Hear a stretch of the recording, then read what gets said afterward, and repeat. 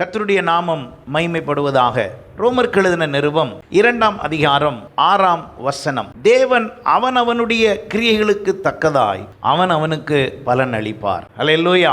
நம்முடைய கர்த்தர் நமக்கு பலன் அளிக்கும் தேவன். இந்த நாளிலே செய்தியினுடைய தலைப்பு கிரியைகளுக்கு தக்கதாக பலன் அளிப்பார். அல்லேலூயா. நம்முடைய கிரியைகளுக்கு தக்க பலனை கர்த்தர் சரியாய் நமக்கு கொடுக்க விரும்புகிறார். நம்முடைய கிரியைகளை நாம் எப்படி வைத்திருக்கிறோம்? கிரியைகள் என்றால் நம்முடைய செயல், சரிங்களா? நம்முடைய செயல், நம்முடைய பேச்சு கிரியை, செயல் கிரியை, அப்புறம் சிந்திக்கும் கிரியை கூட இருக்குது. அப்ப இது எல்லாமே எப்படி இருக்குதோ அதுக்கு ஏற்ற மாதிரி தான் ரிசல்ட். நான் என்னை சிந்திக்கிறேனோ அந்த சிந்தனைக்கு தகுந்தால தான் சில நேரம் என்னமும் வருது, வெளி ரிசல்ட்டும் வருது. ஆகையினால தான் ஆண்டவர் சொல்லுகிறார், அந்த ரங்கத்தில் ஜெபம் பண்ணா வெளியரங்கமாக என்ன செய்வாராம்? பலன் தருவார். அப்படின்னா என்ன அர்த்தம்? அந்த கிரியை சரியா இருந்தா வெளியே கிடைக்கிற கிரியை எப்படி இருக்குமா? சரியாக இருக்கும். ஹல்லேலூயா. நீங்கள் ஒரு நாளும் நினைத்து விடக்கூடாது, நான் ஆண்டவரை ஏற்றுக்கொண்டு விட்டேன், ஆண்டவரேன்னு கூப்பிட்டுட்டேன், எனக்கு எல்லாம் ஆண்டவர் செஞ்சிடணும். இல்லை, ஆண்டவரை நீங்கள் கூப்பிடுவதினால் அவர் பிள்ளையாக வைத்துக் கொள்ளுகிறார். ஆனால் உங்களை ஆசீர்வதிக்க வேண்டும் என்றால் உங்கள் கிரியைகள் ரொம்ப முக்கியம். அந்த கிரியை வெளிப்படுத்துவதிலே நம்முடைய குணாதிசயத்தின் மூலம் வெளிப்படுத்துகிற கிரியையும் ரொம்ப முக்கியம். நாம் எல்லாரும் நம்முடைய கிரியையை சரியாய் வெளிப்படுத்தினால் கர்த்தர் கிரியை செய்வார். அல்லேலூயா.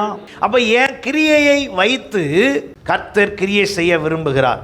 ஒரு விஷயம் நீங்கள் புரிய வேண்டும். ஆண்டவர் ஒரு மனுஷனை வந்து ஆசீர்வதிக்கணும்னா அவருக்கு ஒரு காரணம் வேணும். ஆனால் மன்னிப்பதற்கு காரணம் தேவையில்லை, அதுக்கு அவருடைய இரக்கம் இருக்கிறது. ஒரு மனுஷனை ஆண்டவர் விடுவிக்க வேண்டும் என்றால் அதுக்கு யார்ட்டையுமே பெர்மிஷன் கேட்க தேவையில்லை. ஆனால் இந்த பூமியில ஆசீர்வதிக்க மட்டும் ஆண்டவருக்கு என்ன வேணும்? ஒரு காரணம் வேணும். ஏன் என்றால், நல்லா கவனிச்சு பாருங்க, நம்ம எல்லாரும் இங்கே இருக்கிறோம். இயேசு கூட 12 பேர் இருந்தாங்க. அந்த 12 பேரில் கூட அவங்களுக்குள்ள என்ன தெரியுமா யோசனை வந்துச்சு?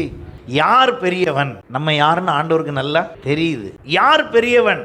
சில நேரத்தில் சபையில் கூட அப்படிப்பட்ட எண்ணங்கள் வரும். ஒரே நபரே முக்கியத்துவப்படுத்தப்படுற மாதிரி எல்லாம் அப்படியெல்லாம் சில நேரம் பேச்சு வந்துடும். நிறைய சபைகள், நான் சின்ன வயசுலேருந்து என்னுடைய தகப்பனாரும் போதகராக இருந்தனால நிறைய சபைகளை நான் சந்தித்திருக்கிறேன், நிறைய ஊழியங்களிலே இன்வால்மெண்ட் ஆகிருக்கிறேன். அப்போ அதை கவனிக்கும் பொழுது இந்த சபைக்குள்ளே இருக்கிற கிரியைகளினாலேயும் பிரச்சனைகள் வந்திருக்கிறது. இப்படி பல ரீதியிலே குடும்பங்களுக்குள்ளே கிரியைகள். அப்போ எல்லா ரீதியிலையும் உன்னை கவனித்து பார்த்தீங்கன்னா ஆண்டவர் ஆசீர்வதிக்கணும்னு ஒரு முடிவு பண்ணிட்டார். அதற்கு அவர் ஒரு சரியான காரணத்தை எதிர்பார்க்கிறார். அப்படி என்ன காரணம்? எதுக்கு வேணும்? ஆண்டவருக்கு எதுக்கு காரணம்? கடந்த நாளில் கூட நம்ம தியானித்தோம் யோபுவை குறித்து. யோபுவை 2 மடங்கு ஆசீர்வதிக்கணும்னா அவனுடைய கிரியை அவனுக்கு உதவி செய்தது. அல்லேலூயா. ஏன் அப்படி உதவி செய்ததுன்னு சொல்றேன்னா, அவனுடைய கிரியை சாத்தானுடைய திட்டங்களை அழித்து போட்டது. யோபுடைய கிரியை சாத்தானுடைய தந்திரத்தை முறித்து போட்டது. அப்ப சாத்தான் என்ன செய்கிறவனா இருந்தான்? அவன் தேவ சன்னதியிலே போய் யோபுவை குறித்து குற்றம் சாட்டி, இந்த யோபுவுக்கு நீர் எல்லாம் கொடுத்திருக்கிறீர், அதனால ஸ்தோத்திரம் பண்றான், அதனால துதிக்கிறான், நீர் எல்லாவற்றையும் எடுத்து பாரும். இப்ப நல்லா கவனிங்க, நீங்க ஆசீர்வாதத்துக்காக ஜெபம் பண்றீங்களா? ஆசீர்வாதத்துக்காக ஆண்டவரை பிடிச்சிருக்கீங்களா? இல்ல அவர் உங்கள் தேவன் என்பதனால் அவரோடு இருக்கிறீர்களா? இப்ப யோபு மாதிரி வந்தா நம்ம நிலைமை, ஆண்டவரே கைவிட்டார், இனிமே அவர் எதுக்கு அப்படிங்கிற முடிவுக்கு நீங்க வந்தால் நீங்கள் பொருளாதாரத்துக்கு தேவனை பயன்படுத்துறீங்கன்னு அர்த்தம். ஆண்டவர் இதைத்தான் இப்ப கவனிக்க விரும்புறார். திடீர்னு பெரிய அளவுல நம்மளை ஆசீர்வதிக்கணும்னா நம்மளை கவனிப்பார், நம்முடைய கிரியை கவனிப்பார், யோசனையை கவனிப்பார்.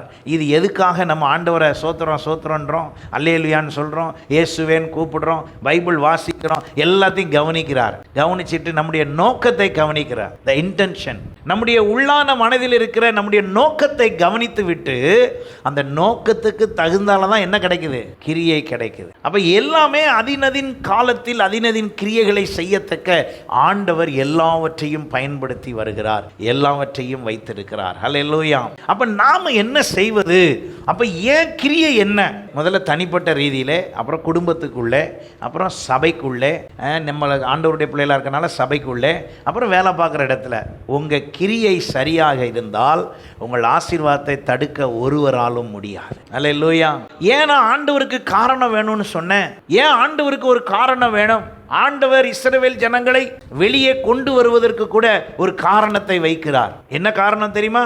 யார் வீட்டில் ரத்தம் பூசி இருக்குதோ அந்த வீட்டில் இருக்கிறவங்கள தான் காப்பாற்றுவேன்னு சொல்றார். நீங்க யோசிச்சு பாருங்க. நான் பிறந்ததே யூத ஜனம், நான் அதெல்லாம் ரத்தம்லாம் என்ன செய்ய மாட்டேன், பூச மாட்டேன் அப்படின்னு சொன்னா வேற ஒன்றும் பிரச்சனை இல்லை. அது இஸ்ரவேல் வீடா இருந்தாலும் கோசே நாட்டிலையும் யார் வந்தா?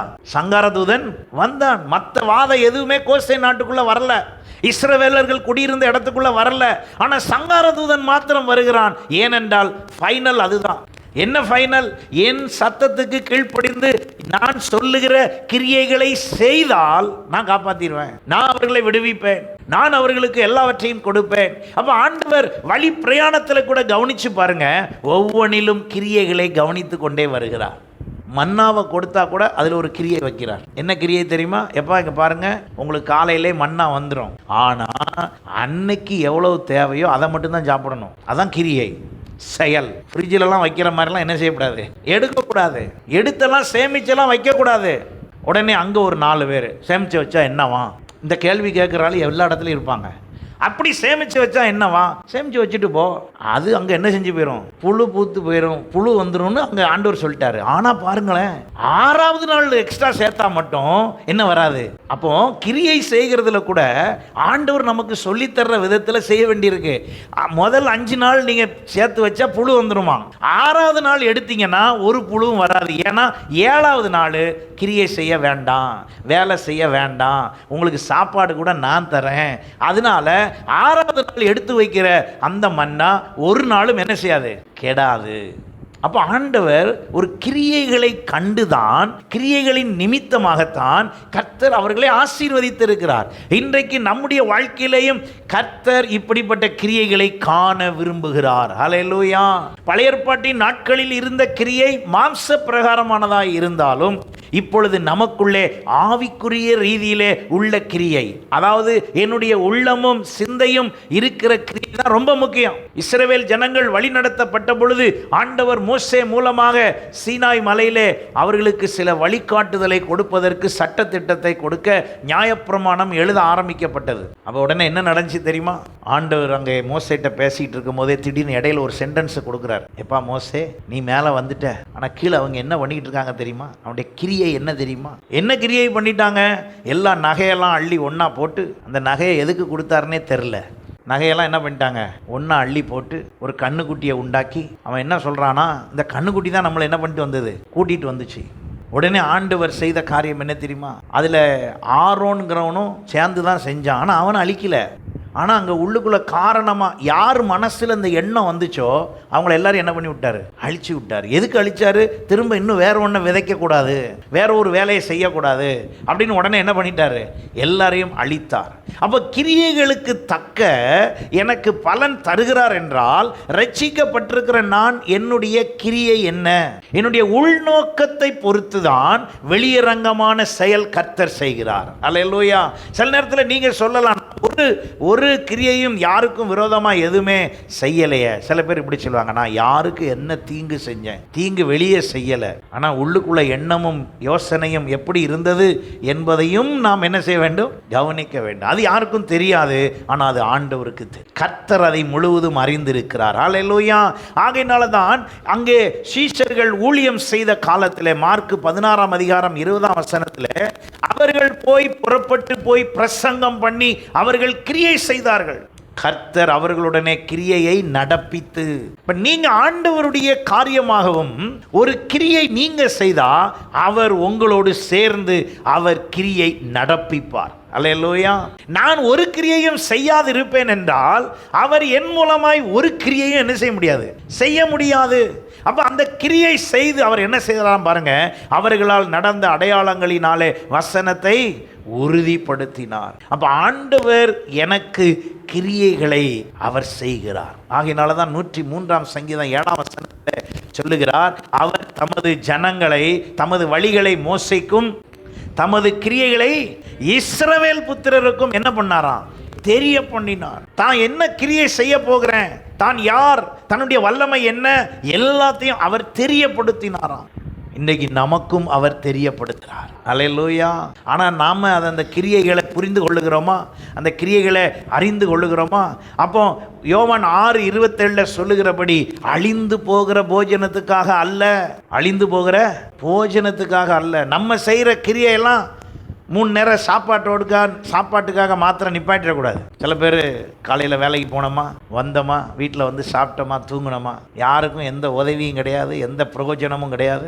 இன்னும் சொன்னாங்கன்னா எச்சி கையில் காக்கா கூட என்ன செய்ய மாட்டாங்களாம், விரட்ட மாட்டாங்க. ஏன் விரட்ட மாட்டாங்கன்னா கையில் இருக்கிற 10 சோறு எங்கே விழுந்துரும், காக்காவுக்கு விழுந்துரும். அந்த அளவுக்கு இவங்களை வச்சுக்குவாங்க. இவங்களுக்கு என்ன உதவி செய்கிறது அப்படின்னு ஆண்டவர் யோசிச்சாருன்னா ஒன்றுமே என்ன செய்ய முடியாது, செய்ய முடியாது. ஆகையினால தான் நாங்கள் 6:27 என்ன சொல்லுது பாருங்க, அழிந்து போகிற போஜனத்துக்காக அல்ல, நித்திய ஜீவன் வரைக்கும் நிலை நிற்கிற போஜனத்துக்காகவே கிரியை நடப்பியுங்கள். அதை மனுஷகுமாரன் உங்களுக்கு கொடுப்பார், அவரை பிதாவாகிய தேவன் முத்திரித்திருக்கிறார் என்றார். ஹல்லேலூயா. அப்ப என்னுடைய கிரியை எல்லாமே எது வரைக்கும் போகணும், நித்திய ஜீவன். ஒரு நாள் ரட்சிக்கப்பட்ட உடனே முடிஞ்சு போச்சு, அவ்வளவுதான், இதுக்கு பிறகு ரட்சிப்புங்கிறது எனக்கு ஒரு நாள் கிடைச்சிருச்சு, இனிமே அந்த ரட்சிப்பு அழியவே அழியாது அப்படி நினைச்சிடாதீங்க. ரட்சிப்பு இழந்து போக வாய்ப்பு உண்டு, ரட்சிப்பை இழந்து போக வாய்ப்பு உண்டு. ஆகையினால தான் சொல்லப்பட்டிருக்கிறது, என்னுடைய கிரியை நித்திய ஜீவன் வரைக்கும் நிலை நிற்கிற போஜனத்திற்காக அது என்ன செய்ய வேண்டும், கிரியை நடப்பிக்க வேண்டும். ஹல்லேலூயா. அப்ப நம்முடைய ஆண்டவர் நம்ம ஒவ்வொருவரையும் கவனித்து கொண்டே இருக்கிறார். அவர் கவனித்து கொண்டே இருக்கிறார். அவர் கவனித்து நம்முடைய இருதயங்களை சோதித்து அறிகிறார். நீதிமொழிகள் 24:12 சொல்லுகிறது, இருதயங்களை சோதிக்கிறவர் அறியாரோ, உன் ஆத்துமாவை காக்கிறவர் கவனியாரோ. அவர் மனுஷனுக்கு அவன் அவன் கிரியைக்கு தக்கதாக பலன் அளியாரோ. அப்ப ஆண்டவர் மனுஷனை கவனித்து அவனுடைய கிரியைக்கு தக்கதான் அவனுக்கு பலன் கொடுக்கிறார். ஏதேன் தோட்டத்திலே ஆதாம் ஏவாள் 2 பேரும் இருந்தாங்க. அந்த 2 பேருக்கும் நல்ல ஒரு தோட்டம், நல்ல செழிப்பு, நல்ல வாழ்க்கை. ஆனா அவங்களுடைய கிரியை ஆண்டவர் விட்டு பிரிக்கல. நல்லா புரிஞ்சுக்கோங்க, ஆசீர்வாதத்தை பிரித்தது. அந்த தோட்டங்கிற ஆசீர்வாதம் அவங்களுக்கு கிடையாது. முந்தி வேலை செய்யாம சாப்பிட்டுக்கிட்டு இருந்தாங்க, இப்ப என்ன செய்யணும், வேலை செய்யணும். ஆண்டவர் சாதாரணமான விதத்தில் அல்லங்க, அவனிடத்தில் சொல்லும் போதே அவனுக்கு ஒரு வேலை தான் கொடுக்குறாரு. கிரியை செய். என்ன கிரியை செய்? 2:15 சொல்லுகிறது, நீ இந்த தோட்டத்தை பண்படுத்தவும் காக்கவும் வேண்டும். அதான் கிரியை, உன் கிரியை. நீ அதை ஒழுங்கா செஞ்சா உனக்கு பலன், உனக்கு பலன். இவங்க ஒழுங்கா செய்யல. உள்ள பிசாசு வருகிறான், பேசுகிறான். இவங்க அந்த சத்தத்தை கேட்குறாங்க, பழத்தை பறிக்கிறாங்க, சாப்பிட்றாங்க. எப்படிங்க பிசாசின் சத்தத்தை கேட்கறது? எப்பெல்லாம் ஆண்டவர் ஒன்று சொல்லுறாரோ அதை மாற்றி சொன்னால் அங்கே என்ன டாக் வந்துருச்சுன்னு அர்த்தம், பிசாசின் தந்திரம் வந்துருச்சுன்னு அர்த்தம். எப்பெல்லாம் ஆண்டவர் ஒன்றை வழி நடத்துகிறாரோ, வேத வசனத்தின்படி அவர் கொடுத்த தரிசனத்தின்படி திட்டத்தின்படி நடத்த விரும்புகிறாரோ, எப்பொழுதெல்லாம் தடை வருகிறதோ அப்போ யார் உள்ள நுழைகிறான்னு அர்த்தம், சாத்தான் உள்ள நுழைகிறான்னு அர்த்தம். உங்கள் குடும்பத்தில் நல்ல சமாதானமாக இருக்கலாம், சந்தோஷமாக இருக்கலாம், வாழலாம் நினைக்கும் போது சில தவறான ஆலோசனைகளால் உங்களுடைய வாழ்க்கையிலே குழப்பம் வருகிறது என்றால் அந்த ஆலோசனை யாரால் வருகிறது? சாத்தானால் வருகிறது. காரணம், அவன் ஆதி முதல் அதே வேலையை தான் செய்கிறான், அவன் இன்று வரை அதே வேலையை தான் செய்கிறான். நீங்களும் நானும் இந்த கிரியைகளை குறித்த விஷயத்திலே கவனமாக இருக்க வேண்டும். அப்ப ஆண்டவர் விரும்புகிறதை நாம் கவனித்து பார்த்தால், அவர் சொல்லி நமக்கு கற்றுக் கொடுப்பதை கவனித்து பார்த்தால், அவர் சொல்லுகிறார், உன் மாம்சத்தை பாவத்துக்கு உள்ளாக்க உன் வாய்க்கு இடம் கொடாதே என்று சொல்லுகிறார். பிரசங்கி 5:6. எப்படிங்க? உன் மாம்சத்தை பாவத்துக்கு உள்ளாக்க எதுக்கு இடம் கொடுக்காத?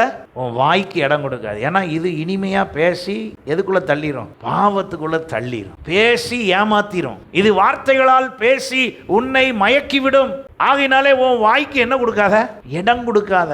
எதுக்கு இடம் கொடுக்க கூடாதான்? என் மாம்சத்தை பாவத்துக்குள்ளாக. அப்புறம் சொன்ன பிறகு அப்புறம் என்ன பேசுறோமா? நம்ம வாசிங்க பைபிள்ல. எப்படி செஞ்சோமா?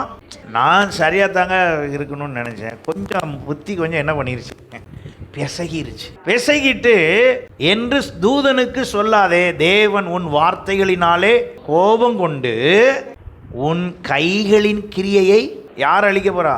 யார் அழிக்க போறா? தேவனே அழிக்க போறாரு. ஏனென்றால் தேவன் உன் வார்த்தைகளினாலே கோபம் கொண்டு. என் வார்த்தை, என்னுடைய உள்ளான நோக்கம் ஒருவரை வஞ்சிக்கத்தக்கவோ ஒருவரோடு பாவம் செய்யத்தக்கவோ என் பேச்சு இருக்கும் என்றால், என்னுடைய செயல் இருக்கும் என்றால், அவரே என் கைகளின் கிரியையை அவர் என்ன செய்வாராம்? அப்ப நான் எவ்வளவுதான் உழைச்சும் பிரயோஜனம் இல்லை. ஒரு ஆசீர்வாதத்தை அடையணும்னு நினைக்கும் போது அது கிடைக்க முடியாது. காரணம் என்ன? கிரியை கர்த்தர் ஆசீர்வதிக்கிற விதத்தில் அங்கே என்ன செய்யல, வரல. அப்ப எனக்கு திறமைகள் 1000 இருக்கலாம், தாளந்து 1000 இருக்கலாம், எனக்கு நல்ல யுக்திகள் இருக்கலாம், எனக்கு சப்போர்ட்டுக்கு கூட ஆள் இருக்கலாம். யார் எப்படி இருந்தாலும் சரி, கிரியை சரியா இருந்தாதான் கர்த்தர் நம்மை உயர்த்துவார், கர்த்தர் நம்மை ஆசீர்வதிப்பார். ஹல்லேலூயா. இந்த உலகத்தில் நான் அடிக்கடி நம்ம சபையிலையும் சொல்லியிருக்கேன், ஒரு பிசாசு பிடித்தவன் வந்தால் அதுக்கு ஒரு வரம் கொடுத்துருக்காரு. என்ன வரம்? பிசாசுகளை துரத்தும் வரம். இயேசு நாமத்தில் போ பிசாசுனா போயிடுது.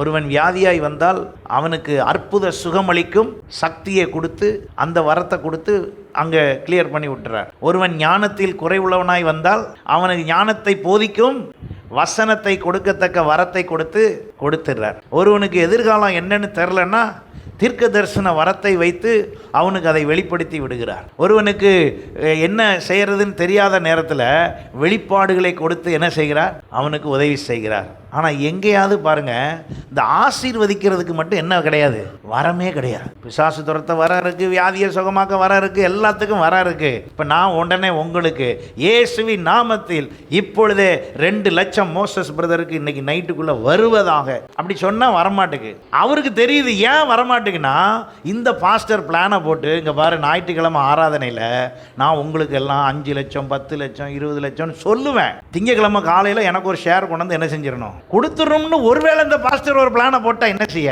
அப்படின்ட்டு அதை மட்டும் என்ன செய்யல. நான் சொல்றது விளங்குதா இல்லையாங்க? நீங்க எந்த நாட்டில் போய் எந்த ஊரில் போய் எவ்வளோ பெரிய பிரபலமான பாஸ்டர்கிட்ட போய் ஜெபம் பண்ணாலும் எது மட்டும் வராது, ஆசீர்வாதம் மட்டும் ஜெபத்தில் வராது. அது எதுல தான் வரும்? உங்கள் கிரியையில் தான் வரும். ஏனென்றால் அந்த ஆசீர்வாதம் வந்த பிறகு உங்கள் கிரியையின் மூலமாக தேவன் என்ன செய்யப்படணும், மகிமைப்படுத்தப்படணும். ஆசீர்வாதம் கையில் வந்த உடனே நீங்கள் அவரை கண்டுக்கலன்னா, அதுக்கு தான் அவர் எதை பார்த்துட்டு சொல்கிறாரு, கண்டுகிட்ட பிறகு தான் ஆசீர்வதிப்பேன்னு சொல்கிறார். எத்தனை பேர் நான் சொல்கிறது புரியுது? ஆனால் ரட்சிப்பை அப்படி செய்யவில்லை. நான் அவரை அறியாது இருந்த பொழுது என்னை அவர் தேடி வந்து என்னை கண்டுபிடித்து என் பாவங்களை எல்லாம் மன்னித்து என்னை என்ன செய்துட்டாரு, ரட்சித்துட்டார். ரட்சிப்புக்கு பிரச்சனை இல்லை, ஆனால் ஆசீர்வதிக்கப்படணும்னா என் கிரியை ரொம்ப முக்கியம். சில நேரம் ஆண்டவர் உங்களுக்கு காப்பாற்றாத மாதிரி, உதவி செய்யாத மாதிரி, உங்களை கண்டுக்காத மாதிரியே தான் இருக்கும். சில நேரம் நம்ம எல்லாம் நல்லா தானே செய்கிறோம், எல்லாம் சரியாக தானே செய்கிறோம் அப்படி தோணும். நீங்கள் அதை பற்றி கவலைப்படாதீங்க. அல்லேலூயா. நான் செய்ய வேண்டிய கிரியைகளை நான் என்ன செய்து கொண்டே இருக்கணும், செய்து கொண்டே இருக்க வேண்டும். அவர் என்னை காப்பாற்றுவதே எனக்கு தெரியாது. இப்படி நம்மை ஒவ்வொரு விதத்திலையும் ஒவ்வொரு சூழ்நிலையிலையும் நமக்கு ஆண்டவர் உதவி செய்து கொண்டிருக்கிறார். ஆகையினாலே என் கைகளின் கிரியைகளினாலே நான் அழிந்து போகாதபடி, நான் கெட்டு போகாதபடி நான் செய்ய வேண்டியது என்னவென்றால் என்னுடைய கிரியைகள் சரியான விதத்தில் இருக்க வேண்டும். அல்லேலூயா. நான் அதை சரியாய் செய்கிறேனா? ஆண்டவராகிய இயேசு கிறிஸ்து இந்த பூமியிலே வந்த பொழுது அவர் சொன்ன வார்த்தைகள் எல்லாம் கவனித்து பாருங்கள். யோவான் சுவிசேஷம் 4ஆம் அதிகாரம் 34ஆம் வசனத்தில் அவர் சொல்லுகிறார், இயேசு அவர்களை நோக்கி, என் கிரியை என்னன்னு உங்களுக்கு நான் சொல்றேன். நான் இந்த பூமிக்கு வந்தது பெருமையை தேட அல்ல, வேற எதுக்கும் நான் வரல. நான் வந்ததே, அவர் சொல்லுகிறார், நான் என்னை அனுப்பினவருடைய சித்தத்தின்படி செய்து அவருடைய கிரியையை முடிப்பதே என்னுடைய போஜனமாய் இருக்கிறது. போஜனம்னா என்ன அர்த்தம்? சாப்பாடு மாதிரி. இதுதான் சாப்பாடு தான் எனக்கு, அதுதான் நல்ல நேரம் பொழப்பே அதுதாங்கிற மாதிரி. யாரனாலும் கேளுங்க, எதுக்கே சம்பாதிக்கிறீங்க? எல்லாம் ஒரு ஜான் வயிற்றுக்கு. அங்கே என்னது? சாப்பாடு தான். 3 நேரம் சாப்பாடு, அப்புறம் ஸ்நாக்ஸ் எல்லாம் கொடுத்தா எல்லா நேரமும் நம்ம என்ன பண்ணிக்கிட்டே தான் இருப்போம், சாப்பிட்டுக்கிட்டே தான் இருப்போம். யாராவது எனக்கு எப்போ எது கொடுத்தாலும் சாப்பிட மாட்டேங்க அப்படின்னு இருக்கீங்களா? அப்படின்னா என் கூட வராதிங்க. ஏன்னு கேளுங்க, நான் அப்படி ஆள் கிடையாது. எப்போ கொடுத்தாலும் என்ன செய்வேன், 1 மணிக்கு எழுப்பி கொடுத்தாலும் சாப்பிடுவேன். ஏன்னா நல்ல ருசித்து சாப்பிட கர்த்தர் என்னை வைத்திருக்கிறார். அதனுடைய விளைவுகள், முன் விளைவு பின் விளைவுலாம் நீங்கள் பார்த்தா தெரியும் பாருங்க. அப்போ ஒரு விஷயம் என்னன்னா, இந்த பூமியிலே எனக்கு ஒரு கிரியை இருக்கிறது. இப்போ இயேசு சொல்லுகிறார், நான் இந்த பூமிக்கு வந்தது அவருடைய சித்தத்தின்படி செய்து அவருடைய கிரியையை முடிப்பதே. அப்போ நம்ம இங்கே வந்திருக்கிற, ரட்சித்திருக்கிற எல்லாருக்கும் ஆண்டவர் ஒரு திட்டம் வச்சிருக்கிறாரு. அவர் உங்கள் மீது ஒரு சித்தம் வைத்திருக்கிறாரு, உங்களிடத்தில் ஒரு கிரியை வைத்திருக்கிறார். அந்த கிரியை நீங்கள் செய்கிறீர்களா? செய்யாத அளவுக்கு நிறைய தடைகள் வரும். தேவனுக்கான கிரியை செய்யாத அளவுக்கு தடை வந்து கொண்டே இருக்கும். தடை வராமலே இருக்காது. அப்ப இயேசு சொல்லுகிறார், அதுதான் என்னுடைய நோக்கம். யோவான் 5:17 பாருங்க. இயேசு அவர்களை நோக்கி, என் பிதா இதுவரைக்கும் கிரியை செய்து வருகிறார். என் பிதா கிரியை செய்து வருகிறார், நானும் கிரியை செய்து வருகிறேன். இப்ப நீங்க மூணாவதா நீங்க சொல்லுங்க, செய்கிறீர்களா? அப்படி நீங்களும் செய்கிறீர்களா?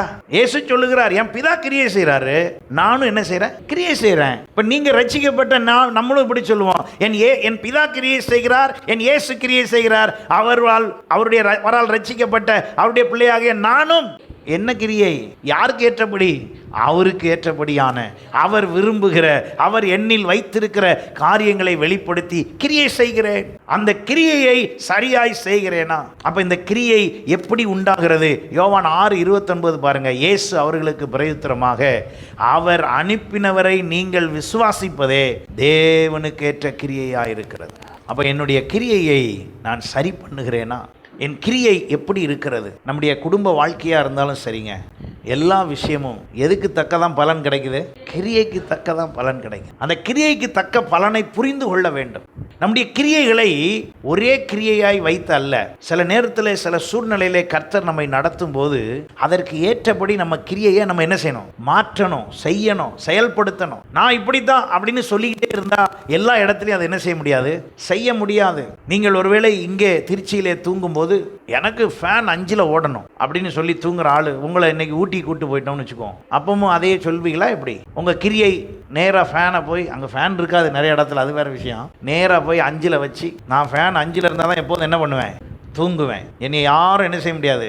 மாற்ற முடியாது. நான் இப்படித்தான் அப்படின்னு அங்கே போய் தூங்குவீங்களா? ஏன் தூங்க மாட்டீங்க? அங்கே மட்டும் உங்களுக்கு என்ன தேவை இருக்கு? ஒரு மாற்றம் தேவை இருக்கிறது. உங்கள் கிரியையிலே ஒரு மாற்றம் தேவை இருக்கிறது. நான் எப்போதும் டிஷர்ட்டை தவிர எதுவும் போட மாட்டேங்க அப்படின்னா உடனே உங்களை ஷிம்லாவில் போய் விட்டுருவோம். சொல்லுங்க, அப்படியே இருப்பீங்களா? அங்கே போனவொடனே என்னத்தை தூக்கி மாட்டிக்கிறீங்க? சொற்ற தூக்கி மாட்டி. ஏன் அந்த கிரியை மாறுது? உங்க செயல் ஏன் மாறிச்சு? அது மாதிரியே நம்முடைய குடும்பம், நம்முடைய சொந்த பந்தம், நம்முடைய சபை, நம்முடைய வேலை செய்யும் காரியம், இடங்கள் எல்லாத்துலேயும் சில கிரியைகளை கொஞ்சம் என்ன பண்ணணும்? கொஞ்சம் சரி பண்ணணும், கொஞ்சம் அட்ஜஸ்ட் பண்ணணும், கொஞ்சம் ஒத்து போகணும், கொஞ்சம் முயற்சி பண்ணணும். எதுவுமே நான் செய்ய மாட்டேன், இப்படி தான் இருப்பேன் அப்படின்னா வேற ஒன்றும் நடக்காது, பலன் கிடைக்காது. உங்களுக்கு வர வேண்டிய பலனெல்லாம் ஒழுங்காக வந்து சேராது. அப்புறம் நீங்கள் தான் கஷ்டப்படணும். பணத்துக்கு கஷ்டப்படணும், பாசத்துக்கு கஷ்டப்படணும், நேசத்துக்கு கஷ்டப்படணும், அன்புக்கு கஷ்டப்படணும். எல்லாமே கிடைக்காது. எல்லாமே என்ன செய்யாது? கிடைக்காது.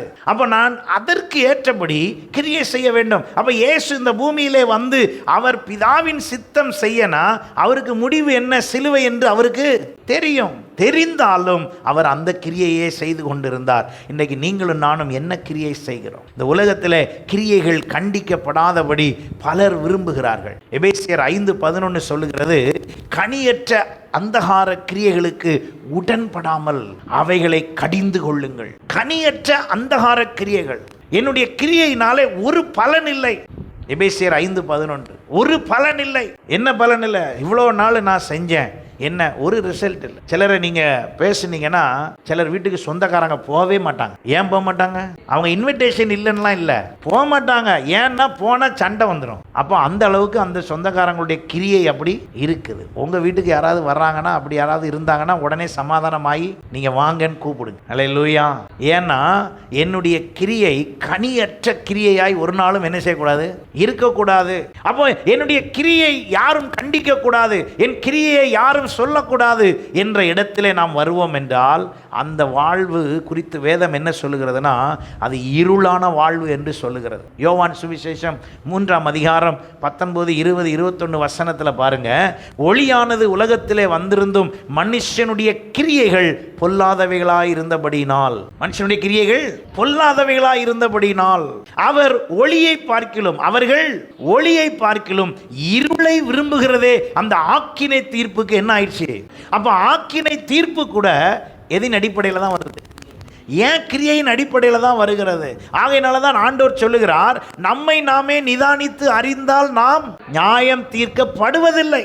என் கிரியையை குறித்து நானே நிதானித்து அறியணும். நான் சரிதானா? நான் பேசுறது சரிதானா? நான் செய்கிறது சரிதானா? இங்கே இது என் குடும்பம், இது என் சபை, இது என்னுடையது என்று நான் யோசிக்கும் போது அங்கே நடந்து கொள்ளுகிற கிரியை எல்லாம் சரியா இருக்கிறதா? அங்கே கிரியை சரியில்லைன்னா எதுவுமே. அப்போ அங்கே தான் சொல்லியிருக்கு பாருங்க, மனுஷனுடைய கிரியை எப்படிதான் இருக்குது? பொல்லாததா இருந்தது. படைத்த பொழுது கிரியை பரிசுத்தமாக இருந்தது. பாவம் பிரவேசித்த உடனே கிரியையெல்லாம் எப்படி மாறிடுச்சு? பொல்லாததாய் மாறினது. இப்பொழுது திரும்ப இயேசுவின் ரத்தம் நமக்குள்ளே வந்து நாம் சுத்திகரிக்கப்படும் போது திரும்ப நம்முடைய கிரியைகள் இப்ப என்னவா மாறணும்? பரிசுத்தமானதாய் மாற வேண்டும். திரும்பியும் பொல்லாததானையா இருக்கக்கூடாது. உலக மனுஷனுடைய ரட்சிக்கப்படாத மனுஷனுடைய கிரியை பொல்லாதவைகளாய் இருக்கலாம். ஆனால் ரட்சிக்கப்பட்ட நம்முடைய கிரியை எப்படி இருக்கக்கூடாது? பொல்லாதவைகளாய் இருக்கக்கூடாது. அப்படிப்பட்டதை இருக்கும் என்றால் அவர்கள் என்ன செய்கிறாங்களாம் பாருங்க. அவர்கள் ஒளியை பார்க்கல எதை விரும்புகிறாங்களாம்? இருளை விரும்புகிறார். அந்த இருளை விரும்பினதனுடைய பலன் என்ன?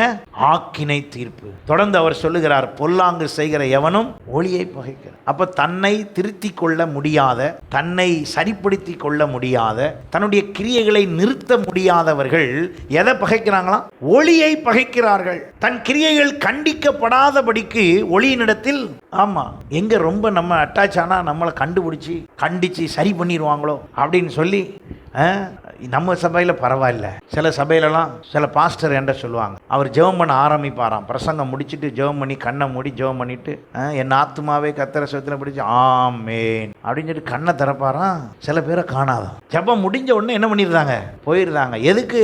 நின்னா அவர் என்னத்தையாவது கேட்பாரு. அவருக்கு பதில் சொல்லும் போதே சொல்ற பதிலே எதையாவது ஒன்றை பிடிச்சிருவாரு. எதையாவது ஒரு வார்த்தை பிடிச்சிட்டாருன்னா அந்த வார்த்தையை வச்சு உள்ள வந்துருவாரு.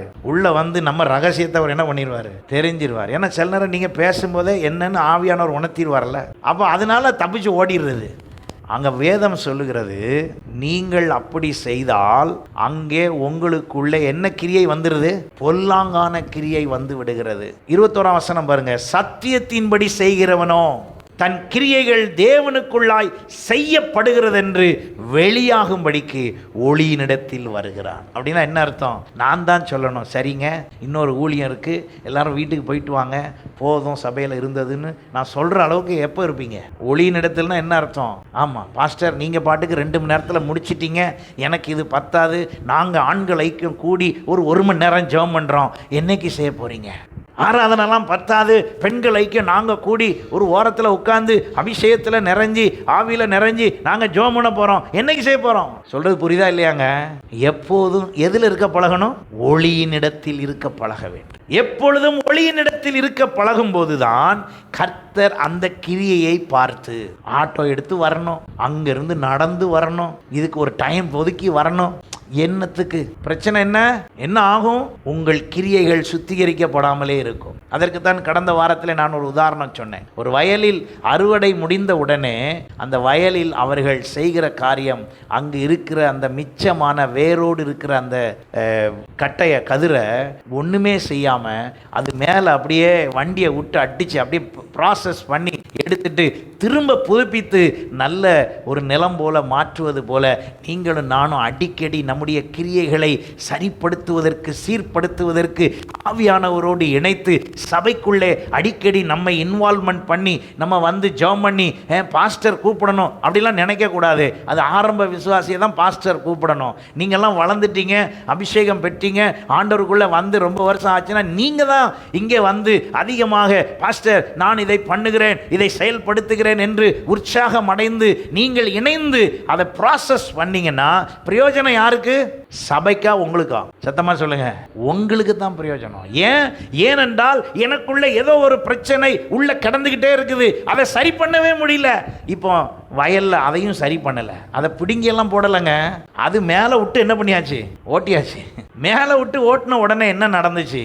அங்க இருக்கிற எல்லாம் சரியா போச்சு. புது மாப்பிள்ளை அகிலன் அவர்கள், அவர் வந்து இன்ஜினியர், அவர் ப்ராசஸ்லேயே ஒன்று சொல்கிறேன் பாருங்க. இடித்த பில்டிங் அது இதெல்லாம் கொண்டு போட்டு ஒரு இடத்துல போட்டு பள்ளத்தை நிரப்பிடுவாங்க. நிரப்பிக்கிட்டு இருக்கும்போது பார்த்தா எப்படி இருக்கும்? கரடு மரடா கண்டதும் கிடக்கும் அதில். ஆனால் குப்பையெல்லாம் பிறக்கிக்கிட்டு இருக்கலாம் நேரம் இல்லை. என்ன செய்வாங்க தெரியுமா? எல்லாத்தையும் அடித்து போட்டு இடிச்சிட்டு மேலே ஒரு 1.5 ஜல்லியை போட்டு சிமெண்ட்டை போட்டு பார்த்தா டைல்ஸை போட்டு விட்டுருவாங்க. உள்ளே இருக்கிற பிரச்சனை என்னன்னு யாருக்கும் தெரியாது. உள்ளுக்குள்ளே இருக்கிற இந்த கண்ணா பின்னான்னு கடந்த டைல்ஸு, 20 வருஷத்துக்கு முன்னால் உள்ள டைல்ஸு, என்னைக்கோ உள்ள கல், இதெல்லாம் எதுக்குள்ளே கிடக்கு? சத்தமாக சொல்லுங்க. ஆமாம், உள்ளுக்குள்ளே தான் கிடக்கு. ஆனால் அது இப்போ வெளியே தெரியாது. ஏன்னா அதை உள்ளே போட்டு என்ன பண்ணியாச்சு? ப்ராசஸ் பண்ணி தட்டி அமுக்கி தண்ணி விட்டு கலக்கி எல்லாத்தையும் ரெடி பண்ணி இப்போ சமப்படுத்தி கொண்டு வந்தாச்சு. இனிமேல் எது தெரியாது. அதுதாங்க நம்ம வாழ்க்கை. சில விஷயத்தெல்லாம் நம்மள்ட்ட இருந்து எடுக்கவே முடியாது. சில குணத்தை நம்மள்ட்ட இருந்து எடுக்கவும் பிரிக்கவும் முடியாது.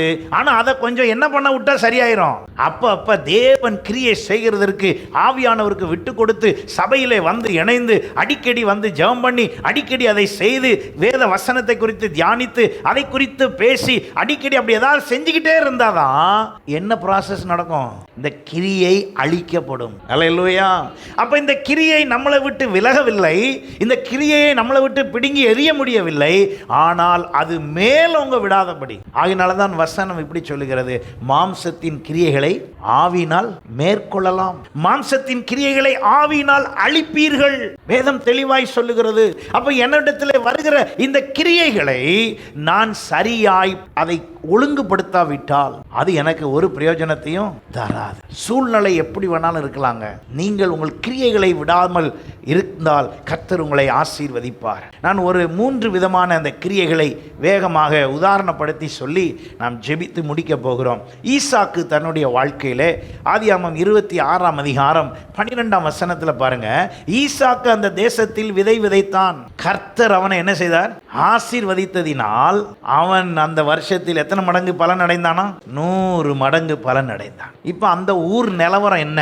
அந்த ஊர் நிலவரம் என்னன்னு அங்க நீங்க வாசிச்சீங்கன்னா, ஆபிரகாம் நாட்களில் 1ஆம் வசனத்திலிருந்து பாருங்க, உண்டான பஞ்சத்தை அல்லாமல் பின்னும் ஒரு பஞ்சம் அந்த தேசத்தில். இப்போ தேசம் பஞ்சத்தில் இருக்கு. இப்போ ஆண்டவர் கிரியை செய்து நமக்கு உதவி செய்கிறார், ஆசீர்வதிக்கிறார் என்பதை கவனிங்க. தேசம் பஞ்சம் அப்படின்னா ஊர்ல இருக்கவன் எல்லாரும் திணறிக்கிட்டு இருக்காங்க, என்ன செய்யன்னு தெரியலையே. இப்போ ஆண்டவர் சொல்றாரு ஈசா கிட்ட, எப்பா நீ வேற ஊருக்குலாம் என்ன செய்யக்கூடாது, போகக்கூடாது. ஏன்னா பஞ்சம்னு இவரும் ஊர் கிளம்பலான்னு முடிவு பண்ணிட்டாரு, வேற ஊருக்கு போகலான்னு முடிவு பண்றாரு, வேற ஏரியாவுக்கு போயிடலாம், வேற இடத்துக்கு போய் நம்ம வருமானத்தை உண்டாக்கி கொள்ளலான்னு கிளம்ப போற நேரத்தில் ஆண்டவர் சொல்றாரு, எங்கேயும் போகக்கூடாது, நீ எங்க தான் இருக்கணும், இங்க தான் இருக்கணும். அப்ப நான் என்ன செய்யறது? பெலிஸ்தியர்ட்ட போய் நிலத்தெல்லாம் வாங்கு, குத்தகைக்கு எடு. என்ன சொல்வீங்க? குத்தகைக்கு தானே, அடமானத்துக்கு குத்தகை தானா? சரி, குத்தகைக்கு எடுத்துரு எல்லா நிலத்தையும், வயலெல்லாம் எடு. அங்க இருக்கிறவன் சிரிப்பான் உன்னைய பார்த்து. என்ன சிரிப்பான் தெரியுமா? பஞ்சமா கிடக்கிற ஊர்ல இவன் வந்து இப்போ என்ன கட்டுக்கிட்டு இருக்கான்? நிலத்தை கேட்கான். அவன் நீ கேட்ட உடனே அவன் உனக்கு என்ன பண்ணிடுவான்? இப்போ உடனே கொடுத்துருவான். ஏன்னா அவனே பீதியில் இருக்கான். நீ கேட்ட உடனே அவனுக்கு கொஞ்சம் காசு கிடைக்குன்னு கொடுத்துருவான். நீ எல்லா நிலத்தையும் வாங்கு, எல்லாத்தையும் வாங்கிட்டு நான் சொன்ன மாதிரி செய், உடனே உழுதுரு, உடனே விதைச்சிரு. நல்லா புரிஞ்சுக்கோங்க, பக்கத்து வீட்டுக்காரன் செய்யாத ஒரு வேலை, ஏற்று வீட்டுக்காரன் செய்யாத ஒரு வேலை, எவனுமே சுற்றி இருக்கிற எவனும் செய்யாத வேலையை இப்போ நான் என்ன பண்ணிக்கிட்டு இருக்கேன்? செஞ்சுக்கிட்டு இருக்கேன். இப்போ ஆண்டவர் நல்லா கவனிங்க, பூமியும் அது நிறைவும் யாருடையது? கர்த்தருடையது. விளைய செய்கிறவர் கர்த்தர், எப்போதுமே விளைய செய்கிறவர் கர்த்தர். அவருக்கு என்ன தேவை அப்படின்னா, நீ விதைச்சா தான் அவர் அடுத்த வேலை செய்வார். விதைக்காம அங்கே ஒரு வேலையும் அவர் என்ன செய்ய மாட்டார். அங்கே மழை வந்துச்சா, என்ன நடந்துச்சு, எப்படி, அதெல்லாம் நமக்கு தேவையில்லை. ஏன்னா மழை பெய்யாமலே முளைக்கிற விதைகள் நிறையா உண்டு. விதைக்காமலே புல் முளைக்குதுங்க. நம்ம சர்ச்சுக்குள்ளே இந்த புல் முளைச்சிருக்கு பாருங்க கிரவுண்டில். இந்த புல் நானும் 2 மாதத்துக்கு ஒருக்கா வெட்டி விட்டுக்கிட்டே இருக்கேன். அது என்ன பண்ணிக்கிட்டே தான் இருக்குது? முளைச்சிக்கிட்டே தான் இருக்குது. அதுக்கு நான் விதையே விதைக்கலை, புல்லுன்னு ஒரு விதை என்ன செய்யலை, விதைக்கவே இல்லை. அப்போ அது தன் பலனை தருகிறது. இப்போ ஆண்டவர் ஈசாக்குக்கு சொல்றாரு, ஈசாக்கே நீ இந்த பஞ்சமான காலத்தில் நான் சொல்ற மாதிரி செய், நீங்களும் நானும் ஆபத்து காலத்தில் என்னை நோக்கி கூப்பிடு. ஆபத்து காலத்தில் தான் நம்ம கண்டவன்ட்டு போய் ஆலோசனை கேட்போம். பிரச்சனை பெருசாயிருச்சுன்னா வார போகிற ஆள்கிட்டலாம் ஆலோசனை கேட்போம். எப்போதுமே ஒரு பிரச்சனை வந்துட்டா ஒருத்தட்டையும் கேட்காதீங்க. நல்லா இருக்கும் போது எல்லார்ட்டையும் பேசுங்க. ஆனால் பிரச்சனை, ஒரு ஆபத்து, ஒரு சூழ்நிலை, ஒரு மாதிரி தடுமாற்றம், தோல்வி, இந்த நேரத்தில் மனுஷன்ட்ட என்ன செய்யக்கூடாது? பேசவே கூடாது. ஏனென்றால் அவன் இன்னும் உங்களை தோல்வியடைய செய்யத்தக்க ஆலோசனை கொடுத்து விடுவான். ஏன்னா அவனுக்கு தெரியும், இந்த ஆள் திறமைக்கு விட்டால் பெரிய ஆளாக ஆயிடுவாங்க, இந்த குடும்பம் பெரிய ஆளாக ஆயிரும், நல்ல வாய்ப்பு, ஏதாவது ஒரு ஆலோசனை சொல்லி இன்னும் கொஞ்சம் என்ன பண்ணி விட்டுருவோம், கெடுத்து விட்டுருவோன்னு சொல்லி ஆலோசனை கொடுத்துரும். ஆனால் நம்மை உயர்த்துகிற கர்த்தர் ஒரு நாள் அப்படி செய்ய மாட்டார். அல்லேலூயா. நீங்கள் உயர வேண்டும் என்று விரும்புகிற சபை ஒரு நாள் உங்களுக்கு அப்படி செய்யாது. காரணம் என்ன? நம்மை ஆசீர்வதிக்கிறவர் கர்த்தர். நம்முடைய விசுவாசம் அதுதான். அப்ப அங்கே ஈசாக்கு விதையை விதைத்த பொழுது நடந்த விஷயம் என்ன? கர்த்தர் அங்கே அவனுக்கு எவ்வளவு பங்கு தந்தாராம்? 100 மடங்கு தந்தார். 13ஆம் வசனம் பாருங்க, அங்கே தெளிவாய் சொல்லுகிறது, அவன் ஐஸ்வர்யவானாகி, எந்த ஊர்ல? இப்போ நீங்கள் ரெடியா? இப்போ இந்த ஐஸ்வர்யம் எப்போ வந்துச்சு? ஈசா கிட்ட வாக்குத்தத்தம் இருக்குங்க. நம்ம ஒரு விஷயத்தை நல்லா புரியும். ஈசா கிட்ட என்ன இருக்கு? வாக்குத்தத்தம் இருக்கு. அப்பாவுடைய வாக்குத்தத்தம் அப்படியே இருக்கு. கர்த்தர் அங்கே சொன்னது, நான் உன்னை என்ன ஆக்குவேன்? பெரிய ஜாதி ஆக்குவேன். இந்த வாக்குத்தத்தம்லாம் அங்கே இருக்கு. ஆனா வாக்குத்தத்தம் இருக்குங்கிறதுக்காக விதைக்காமலாம் என்ன வராது? பலன் வராது. எத்தனை பேர் புரியுறீங்க? இந்த பூமியிலே நீங்களும் நானும் செய்ய வேண்டிய விதத்தில் கிரியை செய்யாது இருந்தால் உங்களுக்கு பலன் வர முடியாது. கர்த்தர் உங்களோடு சொல்லுகிற காரியம், நீங்கள் வேத வசனத்தின்படி உங்கள் கிரியைகளை சரிப்படுத்துங்கள், சீர்படுத்துங்கள். அப்பொழுது கர்த்தர் மிகுந்த பலனை தருவார். ஹல்லேலூயா. இந்த ஈசாக்கு வேகமாக வேலை செஞ்ச உடனே அவர் என்ன ஆனாராம்? வர வர விருத்தி அடைந்து மகா பெரியவன் ஆனான். அடுத்தது தான் ஒரு பெரிய முக்கியமான விஷயம். 14-15 வசனத்தை பாருங்க. அவனுக்கு ஆட்டு மந்தையும் மாட்டு மந்தையும் அநேக பணிவிடைக்காரரும் இருந்தபடினால் பெலிஸ்தியர் அவன் மேல். இப்போ சம்பாதிச்சதே யார் நிலத்துல? நம்மளை அழிக்கணும்னு நினைக்கிறவன் நிலத்தை வச்சே நமக்கு ஒரு ஆசீர்வாதம். அது எப்படி? நான் கிரியை சரியாய் செய்தால். உடனே அங்கே அவர்கள் எல்லாரும் சொன்ன காரியம் என்ன? 16ஆம் வசனம் பாருங்க. அபிமெலேக்கு ஈசாக்கை நோக்கி, நீர் எங்களை விட்டு, வாசிங்க, எங்களை விட்டு போய்விடும். ஏன்னா நீர் சாதாரண ஆளா இருக்கிற, எங்க நிலத்தையே எங்கள்கிட்டயே வாங்கி, எங்க கிட்டே குத்தைய வாங்கி எங்களை விட என்ன ஆகிட்டு இருக்கிறது? புரியுதா இல்லையாங்க? கர்த்தருடைய கிரியை எப்படின்னு கவனிக்கிறீங்களா? நீங்கள் அவருக்கு ஏற்ற கிரியையை கொஞ்சம் செய்தால் அவர் உங்களுக்கு 100 மடங்கு ஆசீர்வாதத்தை தருகிறார். அல்லேலூயா. இப்போ எல்லாம் வந்து சுத்தி சொல்றாங்க, எப்பா போதுமப்பா, இதுக்கு மேல நீங்க இருந்தனா எங்களை விட நீ எப்படி ஆயிருவ? பெரிய ஆளா ஆயிருவ. நீ தயவுசெய்து இடத்த காலி பண்ணு. அந்த அளவுக்கு அங்கே சொல்லப்படுற வரைக்கும் இருந்துட்டு அப்புறம் சொல்லியிருக்குது பாருங்க. ஈசாக்கு அவ்விடம் விட்டு புறப்பட்டு கேராரின் பள்ளத்தாக்கிலே கூடாரம் போட்டு அங்கே குடியிருக்கு. இப்போ ஆண்டவர் சொல்றாரு, இந்த மாதிரி சொல்ற வரைக்கும் நீ அங்கதான்ப்பா இருக்கணும், உனக்கு ஆசீர்வாதமே அங்கே தான் இருக்குது. அப்போ சில நேரம் சிலர்கிட்டருந்து வாங்குகிற குத்தகம் மூலமாக தான் நமக்கு என்ன கிடைக்கும்? ஆசீர்வாதம் கிடைக்கும். சில நேரம் நம்மளை ஆசீர்வதிக்கிறதுக்குன்னே சில சொந்தக்காரங்களை வச்சிருப்பார். எத்தனை பேர் அதை நம்புறீங்க? ஆமே. நமக்கு உதவி செய்கிறதுக்குன்னே சில சொந்தக்காரங்களை வைத்திருப்பார். சில நேரத்தில் சில நண்பர்களை வைத்திருப்பார். சில நண்பர்லாம் பாருங்க, நல்ல உதவி செய்து நம்மளை என்ன பண்ணி விட்டுருவாங்க? முன்னேற்றி விட்டுருவாங்க. ஹல்லேலூயா, ஹல்லேலூயா. நான் ஒரு முறை வெளிநாடு செல்ல வேண்டும் என்று ஆசைப்பட்டேன்.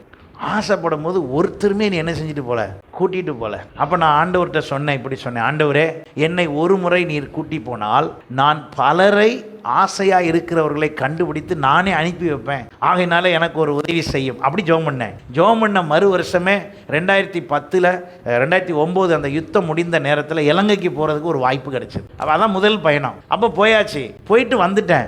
வந்த உடனே 2010 ஒரு 3 பாஸ்டர் ஏண்ட வந்து, பாஸ்டர் நாங்கள் இலங்கைக்கு போகணுன்னு ஆசையாக இருக்கோம், உங்களுக்கு அங்கே யாரையாவது தெரியுமா? தெரியுதோ தெரியலையோ, நான் உனக்கு ஏற்பாடு பண்ணி தரேன், டிக்கெட்டை போடுறதுக்கு. ஏன்னா நான் இப்படி தான் என்ன பண்ணேன், ஆண்டவர்கிட்ட ஜெபம் பண்ணேன். அப்படி இந்த ஜெபம் பண்ணது அவங்கள்ட்ட சொல்லலை. நான் உடனே வேகமாக வேலை பார்த்து அந்த வருஷத்தில் ஒரு ஏற்பாடு பண்ணி விட்டேன். ஏற்பாடு பண்ணி 3 பேரும் போயிட்டாங்க. போய் ஊழியம் முடிச்சுட்டு வந்துட்டாங்க. இன்னொரு எனக்கு அறிமுகமான பாஸ்டர் ஒருவர் இலங்கைக்கு போயிருந்தார். அங்கே போன இடத்துல அவங்க சொன்னாங்களாம், நல்ல போதிக்கிற, டீச் பண்ணுற மாதிரி ஒரு பாஸ்டர் எங்களுக்கு வேணும், நீங்கள் இருந்தால் அறிமுகப்படுத்துறீங்களான்னு கேட்டவுடனே அந்த பாஸ்டர் என்னை அறிமுகப்படுத்துறார். இப்போ நல்லா கவனிங்க, நம்ம கிரியைகளுக்கு தக்கதான் நமக்கு என்ன தராரு? பலன் தராரு. இப்போ உடனே அந்த சபையிலிருந்து என்னைய கூப்பிடுறாங்க. கூப்பிட்டு, பாஸ்டர் உங்களை இன்னார் சொன்னார், வாங்க. நான் என்ன சொல்ல வரேன்னா, இலங்கைக்கு எப்போதுமே இங்கேருந்து நம்ம போனால் அங்கேருந்து ஒன்றும் கிடைக்காது. நம்ம தான் போய் என்ன பண்ணிட்டு வரணும்? செலவு பண்ணிட்டு வரணும். ஆனால் எனக்கு பாருங்கள், அந்த சபை எனக்கு அப் அண்ட் டவுன் டிக்கெட் போட்டு அவங்க ஊர் காசுக்கு 1 லட்ச ரூபா பணம், அவங்க ஊர் காசுக்கு 1 லட்ச ரூபா பணம்னா நம்ம ஊர் காசுக்கு 22,000 ரூபா, நம்ம ஊர் காசுக்கு 22,000 ரூபா. 3 நாள் கூட்டம், வெறும் 3 நாள் தான். நேராக போகிறேன், ஃப்ளைட்டு போட்டிருக்காங்க, ஏர்போர்ட்டுக்கு கார் வருது, பிக்கப் பண்ணுறேன், போகிறேன், இறங்குறேன், பிரசங்கம் பண்ணுறேன், வந்தாச்சு. இப்போ வருஷம் வாங்கன்னு சொல்கிறாங்க. என்ன கிரியையினால?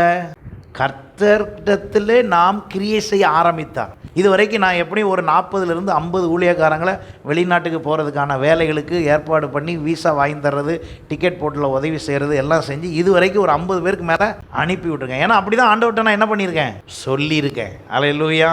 அப்போ அவர் நம்முடைய கிரியைகளை பார்த்தால் நமக்கு அவர் உதவி செய்ய என்னவா இருக்கிறாரு? வல்லவராய். இப்போ ஈசாக்குக்கு அப்படி செய்தார். இன்னொரு நபரை சொல்லுகிறேன். ரூத் சரித்திர புஸ்தகம் 2ஆம் அதிகாரம் 12ஆம் வசனம் பாருங்க. உன் செய்கைக்கு தக்க பலனை கர்த்தர் உனக்கு கட்டளையிடுவாராக. இஸ்ரவேலின் தேவனாகிய கர்த்தருடைய செட்டைகளின் கீழ் அடைக்கலமாய் வந்த உனக்கு அவராலே என்ன வரும்? நிறைவான பலன் வரும். எப்படி நிறைவான பலன் வரும்? ஏனென்றால் ரூத் யார்? மோவாபிய ஸ்திரீ. மோவாபிய ஸ்திரீனுடைய வாழ்க்கையிலே ஒரு மாற்றம் ஏற்படுகிறது. என்ன மாற்றம் ஏற்படுகிறது? அவள் திருமணம் பண்ணியிருந்த அந்த குடும்பத்திலே திடீரென்று மரணம் நிகழ்ந்தது. மரணம் நிகழ்ந்ததின் நிமித்தமாக இப்பொழுது இவர்களுக்கு வாழ்வு இல்லாமல் போனது, வாழ்க்கை இல்லாமல் போனது. அந்த சூழ்நிலையில 2 மருமகள் அங்கே இருந்தார்கள். அங்கே இருந்த அவர்கள் நகோமி என்ற ஒரு மாமியின் இடத்துல 2 மருமகள்ல ஒரு மருமகள் ஓர்பால், இன்னொரு மருமகள் ரூத். 14ஆம் வசனத்திலிருந்து பாருங்க. அவர்கள் சத்தமிட்டு அழுதார்கள். ஓர்பால் தன் மாமியை முத்தமிட்டு போனாள். ரூத்தோ அவளை விடாமல் பற்றி கொண்டாள். விடாமல் பற்றி கொண்டாள். என்ன காரணம்? மருமக இப்ப யாரை பற்றி கொண்டாளாம்? மாமியார. என்ன காரணம்? என்ன காரணம்? மருமகள் மாமியார் மாமியார மருமகள் இப்ப என்ன சொல்றா சொல்லுங்க? விடாமல் பற்றி கொண்டாள். என்ன காரணம்? வாழ்ந்த அந்த கொஞ்ச காலத்துல மாமியார் மருமகளை ரொம்ப அன்போடு நன்றாக நடத்தினதின் நிமித்தமாக. நல்லா கவனிங்க. நிறைய பேர் ஒரு நாள் இந்த செய்தியை ஒரு இடத்துல கொடுக்கும்போது ஒரு அம்மா என்கிட்ட சொன்னாங்க, பாஸ்டர் என் மருமகள் என்கிட்ட இப்படி இருக்கிற மாதிரி ஒரு ஜெபம் பண்ணுங்க. எப்படி ஜெபம்னு சொன்னாங்க? என் மருமகள் என்கிட்ட ரூத் மாதிரி இருக்கணும். இப்ப ஃபர்ஸ்ட் யாரு கிரியை செய்தது? இப்ப ரூத் அப்படி இருக்கிறதுக்கு ஃபர்ஸ்ட் கிரியை செய்தது யாருங்க? மாமியார். மாமியார் கிரியை செய்ததின் நிமித்தமாகத்தான் ரூத் என்னவா இருக்காங்க? இப்போ அன்பானவங்களா இருக்காங்க. எத்தனை பேருக்கு நான் சொல்றது புரியுது? அப்ப முதல் கிரியை செய்ய வேண்டிய ஆள் யாரு? மாமியார் தான் கிரியை செய்யணும். அப்பதான் ரூத் அங்க வேலை செய்வாங்க. இப்ப மாமியார் என்ன சொல்றாங்க? அன்பா சொல்றாங்க, எப்பா இன்னும் உங்களுக்கு வாழ்க்கை இல்லை, நீங்க என்ன பண்ணுங்க, உங்க வீட்டுக்கு போங்க, இதுக்கு மேல நம்ம இருக்க வேண்டாம், நான் உங்களை பிளஸ் பண்ணி அனுப்புறேன். நான் எங்க போறேன்? என் ஊருக்கு போறேன். நான் வந்த ஊருக்கு போறேன். என் சொந்தக்காரங்கெல்லாம் அங்க இருக்காங்க. அதனால இப்ப நான் மோவாப்ல இருந்து இப்ப நான் எங்க போயிருவேன்? எருசலேமுக்கு போயிருவேன். அதனால நீங்க தயவுசெய்து வீட்டுக்கு போங்க. அப்போ ஒரு மருமக என்ன பண்ணாலும் முத்தம் கொடுத்துட்டு போயிட்டாலாம். இன்னொரு மருமக என்ன செய்றா? அப்படி செய்ய முடியாது.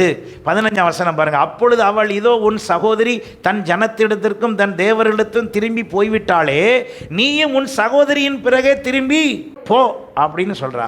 அப்பொழுது அதற்கு ரூத்து, நான் உம்மை பின்பற்றாமல் உம்மை விட்டு திரும்பி போவதை குறித்து என்னோடு பேச வேண்டாம். அப்படின்னா என்ன அர்த்தம்? எங்க அம்மாவை விட நீங்க தான் எனக்கு முக்கியம். எப்படி நடந்திருப்பாங்க மாமியார்? மாமியார் நடந்துகிட்ட விதத்துல இப்ப மருமக என்ன சொல்லுது? எங்க அம்மாவை விட யாரு தான் முக்கியம்? நீங்க தான் முக்கியம் அப்படின்னு சொல்லி ரூத் தொடர்ந்து என்ன பேசுறா பாருங்க.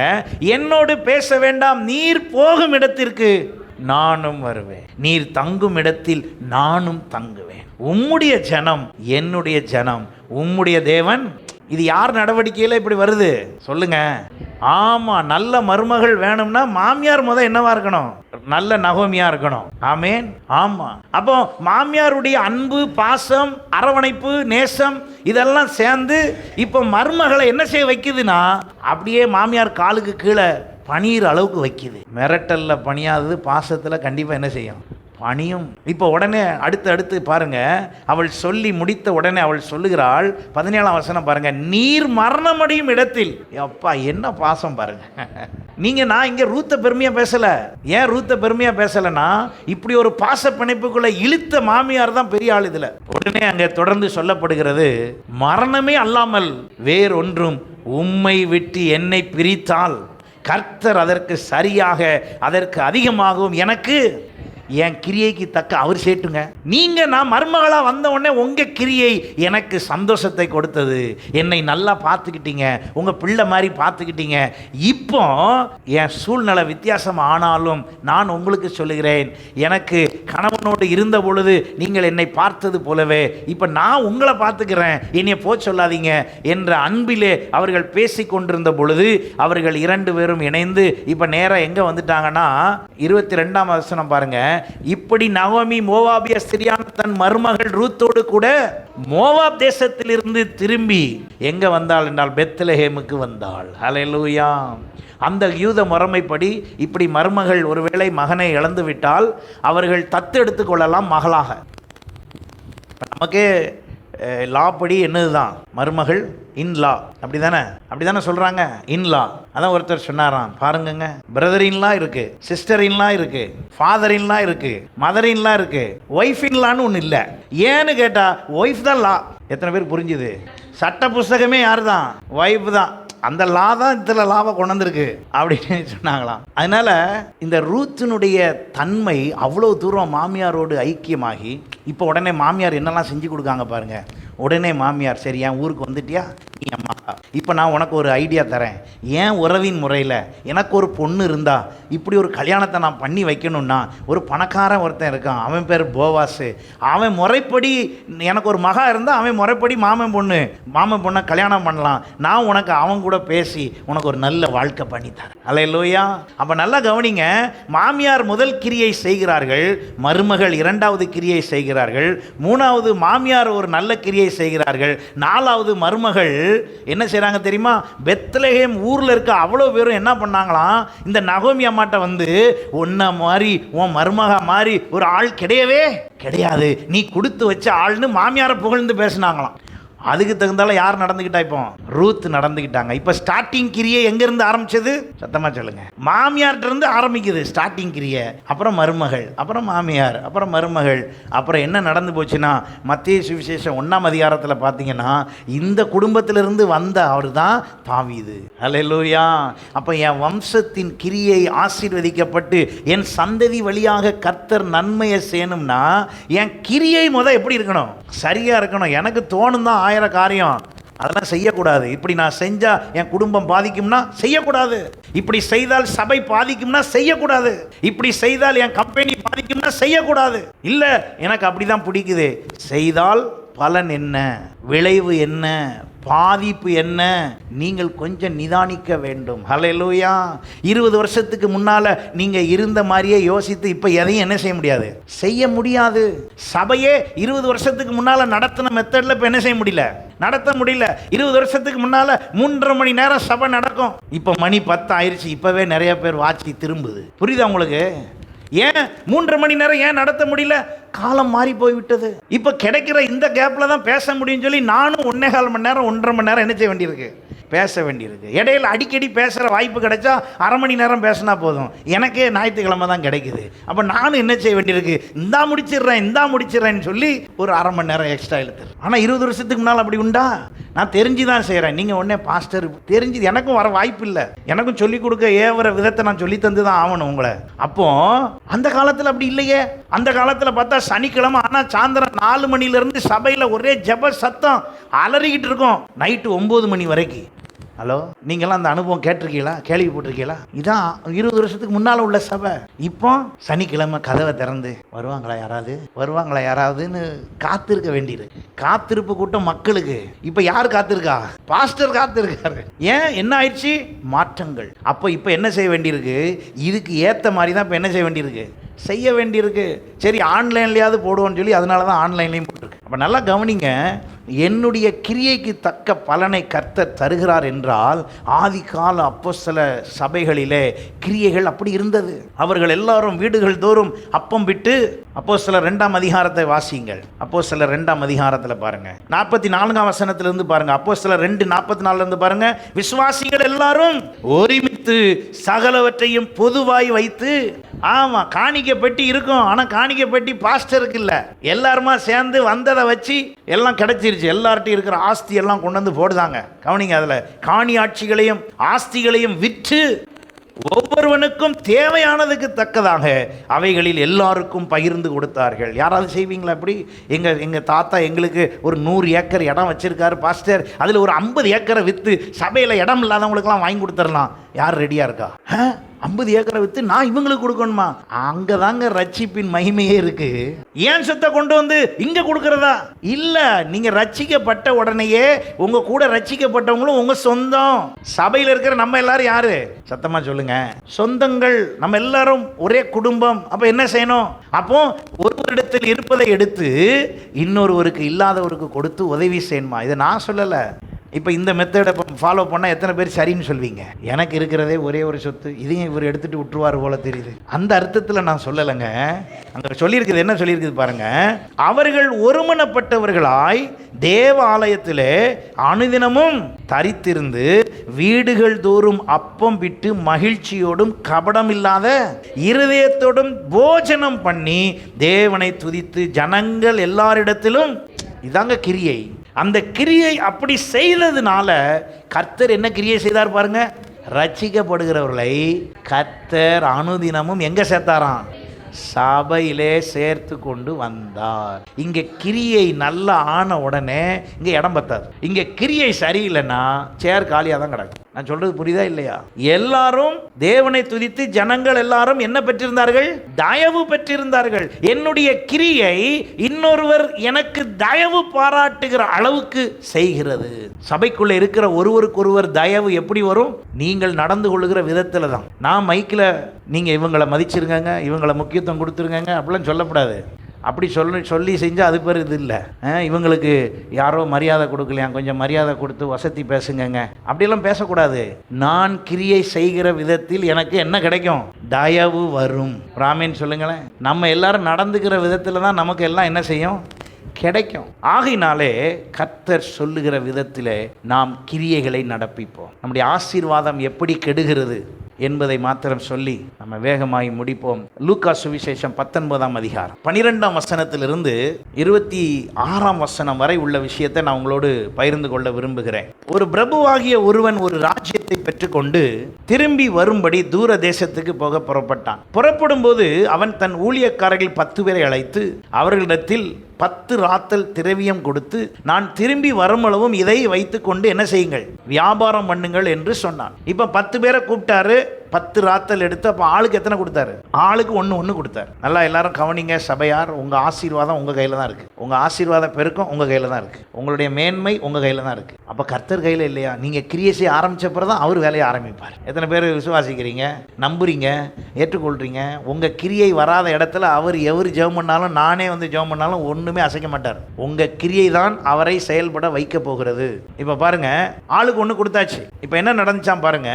அவனுடைய ஊரார் அவனை பகைத்து, இவன் எங்கள் மேல் ராஜாவா இருக்கிறதுக்கு எங்களுக்கு மனதில்லை என்று சொல்லும்படி அவன் பின்னே ஸ்தானாதிபதிகளை அனுப்பினார்கள். அவன் ராஜ்யத்தை பெற்றுக்கொண்டு திரும்பி வந்தபோது தன்னிடத்தில் திரவியம் வாங்கியிருந்த அந்த ஊழியக்காரர்களில் அவன் வியாபாரம் பண்ணி சம்பாதித்தது இவ்வளவென்று அறியும்படி அவர்களை தன்னிடத்தில் அழைத்து வர சொன்னான். அப்பொழுது முந்தினவன் வந்து, ஆண்டவனே, உம்முடைய ராத்தலில் 10 ராத்தல் ஆதாயம் எனக்கு கிடைத்தது என்றான். உடனே எஜமானன் என்ன சொன்னாராம் பாருங்க. நல்லது உத்தம ஊழியக்காரனே, நீ கொஞ்சத்தில் உண்மையா இருந்தபடியால் 10 பட்டணத்துக்கு எப்படி இரு. ஏன்னா இப்போ இவர் போய் சம்பாதிச்சுட்டு வந்திருக்காரு. இவர் 10 ராத்தல் இங்கே கொடுத்துட்டு போனார். இவர் போய் பெருசாக சம்பாதிச்சுட்டு வந்திருக்கார். அப்போ இவருக்கு நிறைய பட்டணங்கள்லாம் கிடைச்சிருச்சு. இப்போ அதுக்கு ஒரு முக்கியமான ஆளுகளை நியமிக்கணும். அதுக்கு இவர் டெமோவா எங்கேருந்து எடுக்கிறாரு? அங்கே 1 ரூபா கொடுத்துட்டு போன ஆள்கிட்ட போய் பேசுகிறார். அப்போ அவன் என்ன சொல்கிறான்? நீர் 1 கொடுத்து போனீர், நான் இப்போ என்ன ஆக்கிட்டேன்? இப்போ நீங்கள் சொல்லுங்கள், ஆண்டவர் உங்களுக்கு என்னெல்லாம் கொடுத்துருக்காரு? எத்தனை விஷயத்தை நீங்கள் டெவலப் பண்ணியிருக்கு? உங்களுக்கு ஆண்டவர் தந்த வாய்ப்பை எவ்வளோ தூரம் பயன்படுத்தியிருக்கு? எத்தனை வாய்ப்புகளை கர்த்தர் உங்களுக்கு கொடுத்துருக்கிறார்? கொடுத்த வாய்ப்பெல்லாம் சரியாக பயன்படுத்தி டெவலப் பண்ணிங்களா? இப்போ அவன் சொல்லி முடிச்சிட்டான். அடுத்தவன்ட்ட உடனே சொல்கிறார். அப்படி சொல்லி முடித்த பிறகு அப்பொழுது முந்தினவன் வந்து பேசி அவன் சொல்லி முடித்த பிறகு எஜமான் அவனை நோக்கி 10 பட்டணத்தை சொல்லி முடித்த பிறகு அப்படியே 2ஆம் ஊழியக்காரன் வந்து, ஆண்டவனே, உம்முடைய ராத்தலில் 5 ராத்தல் ஆதாயம் கிடைத்தது என்றான். 5 கிடைச்சிச்சுன்னு சொல்றான். அவனையும் நோக்கி, நீயும் 5 பட்டணங்களுக்கு எப்படி இரு, அதிகாரியா இரு என்றான். பின்பு வேறு ஒருவன் வந்து, ஆண்டவரே, இதோ உம்முடைய ராத்தல், இதை ஒரு சீலையிலே வைத்திருந்தேன். நம்ம இந்த ஆளா இருந்தா இன்னைக்கு திருந்தணும். என்ன சொல்றாப்ல? உம்முடைய ராத்தலை நான் எப்படி வச்சிருந்தேன்? வீட்டுக்கு போனேன், நீ தந்த அன்னைக்கே பொதிஞ்சு வச்சிட்டேன். என்ன சொன்னாலும் சரி, நான் அதெல்லாம் என்ன செய்ய மாட்டேன் அப்படிங்கிற மாதிரி நான் பொதிஞ்சு வச்சிட்டேன். அதுக்கு ஒரு காரணம் வேற சொன்னாப்ல. என்ன காரணம் பாருங்க. அவன் சொல்றான், நீர் வைக்காததை எடுக்கிறவரும், யாரை பத்தி சொல்றாப்ல? அந்த எஜமானனை பத்தி சொல்றார். விதைக்காததை அறுக்கிறவருமான கடினமுள்ள மனுஷன் என்று அறிந்து உமக்கு பயந்திருந்தேன் என்றான். அதற்கு அவன் பதில் என்ன சொல்றார் பாருங்க. பொல்லாத ஊழியக்காரனே, உன் வாய் சொல்லை கொண்டே உன்னை, நான் அதனால தான் சொன்னேன், வாயின் கிரியை, அதை வார்த்தையின் கிரியை, செயலின் கிரியை, எண்ணத்தின் கிரியை, இந்த 3 வச்சு தான் நமக்கு பிரச்சனை வந்துகிட்டு இருக்கு. இந்த 3இன் கிரியை சரியாக இருந்தால் ஒரு பிரச்சனை இல்லை, ஆசீர்வாதம் மட்டும்தான். அல்லேலூயா. இப்போ இவனுக்கு என்ன கிரியை மாட்டுது? செயலின் கிரியை பிரச்சனை. என்னது? ஒரு தாளந்து கொடுத்தாச்சு, அந்த தாளந்தை கொண்டு போய் அவன் என்ன பண்ணல? பயன்படுத்தவே இல்லை, பிரயோஜனப்படுத்தவே இல்லை, அதை டெவலப் பண்ணவே இல்லை. அதை வைத்து அவனுக்கு ஒரு ஆதாயம் வருகிறது, அதை அவன் செய்யவில்லை. முதல் கிரியை அடி. இரண்டாவது கிரியை என்னது? வார்த்தை. என்ன சொல்றாரு? அவரே சொல்றாரு, உன் வாய் சொல்லை கொண்டே உன்னை நியாயம் தீர்க்கிறேன். அடுத்தது அவர் சொல்றார், நான் வைக்காததை எடுக்கிறவனும் விதைக்காததை அறுக்கிறவனும் கடையிலும் உள்ளவன் சென்று அறிந்தாயே, பின்ன ஏன் நீ என் திரவியத்தை, சரி பொதிஞ்சி பேப்பர்ல இது துணியில சுத்தி வீட்டில் வச்சவன் கொண்டு போய் பேங்க்ல வச்சிருந்தா கூட என்ன கிடைச்சிருக்கும்? காசுக்காரன்னா அர்த்தம் என்ன? பேங்க். நீ கொண்டு போய் ஒருவேளை உனக்கு பெரிய அளவில் பிஸ்னஸ் பண்ண தெரியாட்டாலும் அட்லீஸ்ட் ஐடியாவா கொண்டு போய் எங்கேயாவது வச்சிருக்கணும், பேங்க்லயாவது போய் வச்சிருக்கணும். நீ அதையும் செய்யல. அதை வட்டியோடு வரப்பற்றி கொள்வானேன் என்று சொல்லி சமீபமாய் நிற்கிறவர்களை நோக்கி அந்த ராத்தரை அவன் கையில் இருந்து எடுத்து 10 ராத்தல் உள்ளவனுக்கு கொடுங்கள். என்ன ஆண்டவரே? உடனே அங்க இருக்கவன் சும்மா இல்லை கேட்க. அதற்கு அவர்கள், ஆண்டவனே அவனுக்கு 10 ராத்தல் இருக்கிறதே என்றார்கள். ஏற்கனவே நீர் 1 ரூபா கொடுத்தீரு, அதான் அவன் 10 ரூபாயை ஆக்கிட்டான், திரும்ப ஏன் இந்த 1 ரூபாயை எடுத்து 10 ராத்தல்காரனுக்கு கொடுக்குறீங்க அப்படின்னு கேட்கும் போது தான் அவர் சொல்றாரு, உள்ளவன் எவனுக்கும் கொடுக்கப்படும், இல்லாதவனிடத்தில் உள்ளதும் எடுத்து கொள்ளப்படும் என்று உங்களுக்கு சொல்லுகிறேன். ஆதாமுக்கு உள்ளதும் என்ன செய்யப்பட்டது? எடுத்து கொள்ளப்பட்டது. ஏன் எடுத்து கொள்ளப்பட்டது? காரணம் கிரியை சரியில்லை. உங்களுக்கான ஆசீர்வாதத்தை நீங்களே சில வேளையிலே கெடுத்து போட்டுவிட்டு உங்களுக்கு வரவில்லை, கிடைக்கவில்லை, நடக்கவில்லை, போகவில்லை, வரவில்லைன்னு என்ன செய்யக்கூடாது? சொல்லக்கூடாது. இப்போ ஆண்டவர் அழகா பாருங்க, 1 10 ஆக்குனவன்ட்ட கொண்டு போய் இன்னும் கொஞ்சம் அள்ளி கொடுக்குறாரு. இப்போ அவன்கிட்ட சொல்றாரு, இவன்றிருந்து எடுத்து யார்கிட்ட கொடுத்துருங்க? 10 ராத்தல் பண்ணவன்ட்ட கொடுங்க. இன்றைக்கு நம்முடைய நிலைமைகள் அநேக நேரத்தில் அப்படித்தான் இருக்கிறது. நீங்களும் நானும் கர்த்தருடைய பிள்ளைகளாகிய நாம், கர்த்தர் கிரியை செய்கிறவங்களை தான் ஆசீர்வதிக்க விரும்புகிறார், கிரியை செய்கிறவங்களை தான் பயன்படுத்த விரும்புகிறார். அல்லேலூயா.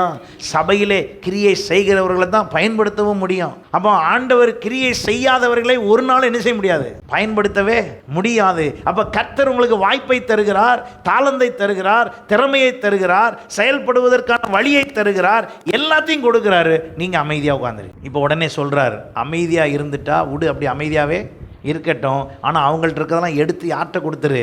நல்லா கிரியை செய்கிற ஆள்கிட்ட கொடுத்துரு. இப்போ நம்ம ஆசீர்வாதம், எத்தனை ஆசீர்வாதங்கள் பிறருக்கு போயிருக்குன்னு இப்போ புரியுதா உங்களுக்கு? நமக்கு வர வேண்டிய ஆசீர்வாதங்கள், எத்தனை ஆசீர்வாதங்கள் மாறி போயிருக்கு பாருங்க, எத்தனை ஆசீர்வாதங்கள் நமக்கு கிடைக்காம போயிடுச்சு பாருங்க. காரணம் என்ன? என்னுடைய கிரியை. இன்றைக்கு நாம் ஆண்டவரிடத்தில் ஒப்பு கொடுப்போம். ஆண்டவரே என்னுடைய கிரியையை சரிப்படுத்த உதவி செய்யும் என்று சொல்லுவோம். ஹல்லேலூயா. நம்முடைய கிரியைக்கு தக்க பலனை கர்த்தர் வைத்திருக்கிறார். ஆகையினாலே நாம் என்ன செய்வோம் என்றால் அந்த கிரியைகளை சரியாய் பெற்றுக்கொள். ஆகையினால தான் வெளிப்படுத்தல் 22:12 சொல்லப்பட்டிருக்கிறது, சீக்கிரமாய் வருகிறேன், அவனவனுடைய கிரியைகளின்படி அவனவனுக்கு நான் அளிக்கும் பலன் என்னோட கூட வருகிறது. எத்தனை பேர் இன்றைக்கு அந்த கிரியையை சரி பண்ண விரும்புகிறீர்கள்? நீங்கள் வெளிப்படுத்தின விசேஷம் 2-3 அதிகாரங்களை வாசித்து பார்ப்பீர்கள் என்றால் 7 சபையை குறித்து சொல்லுகிறார். அந்த 7 சபையிலையும் அவர் சொல்லுகிறது என்ன தெரியுமா? உன் கிரியைகளை அறிந்திருக்கிறேன், உன் கிரியைகளை அறிந்திருக்கிறேன். நீங்க வீட்டில் போய் அதை வாசிச்சு பாருங்க. அடிக்கடி அவர் சொல்லுகிற வார்த்தை, உன் கிரியைகளை அறிந்திருக்கிறேன், உன் கிரியைகளின் நிமித்தம் உனக்கு நான் இதை செய்கிறேன். இன்னைக்கு நீங்களும் நான் சபைக்கு அவர் சொல்லுகிற எச்சரிப்பு என்னவென்றால், கிரியைகளின்படியே ஆசீர்வதிப்பார். நம்முடைய சபையின் கிரியைகளின்படியே நம்மை பெருக செய்வார். ஹல்லேலூயா. நம்முடைய கிரியைகள் என்ன? நம்முடைய கிரியைகள் சரியாய் இருந்தால் கர்த்தர் பலன் மிகுதியாய் தருவார். இன்றைக்கு நம்முடைய வாழ்க்கையிலே நீங்களும் நானும் கிரியைகளுக்கு தக்க பலன் தர்ற ஆண்டவர்கிட்ட நான் செய்ய வேண்டிய கிரியை என்ன, நான் எப்படியெல்லாம் கிரியை செய்ய வேண்டும், ஒருவேளை கர்த்தர் சித்தமானால் எதையெல்லாம் செய்தால் கர்த்தர் கிரியை, எந்த கிரியையிலே கர்த்தர் மகிழ்வார் என்பதை குறித்து நாம் இன்னும் அறிந்து கொள்ளும்போது கர்த்தர் நமக்கு இன்னும் மேலான காரியங்களை செய்வார். ஹல்லேலூயா. ஆகையினாலே என்னுடைய கிரியைகளை கவனிப்போம், அதுக்கு தக்க பலனை பெற்று ஆசீர்வாதம் அடைவோம். God bless you.